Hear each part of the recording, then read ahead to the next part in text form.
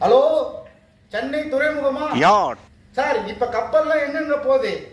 Colombo, Indonesia, Andaman, Japan. அங்கெல்லாம் இப்ப வேணாம். நீங்க என்ன பண்றீங்க? கப்பலை திருப்பி மண்ணிவாக்கம், வேளச்சேரி, முடிச்சூர், செம்மஞ்சேரி இங்க முதல்ல விடுங்க சார். ஏன்னா மக்கள் ஃபுல்லா தத்தளிச்சுட்டு இருக்காங்க. அவங்கள முதல்ல ஏத்திட்டு போய் விட்டுட்டு அப்புறம் நீங்க அங்க போங்க.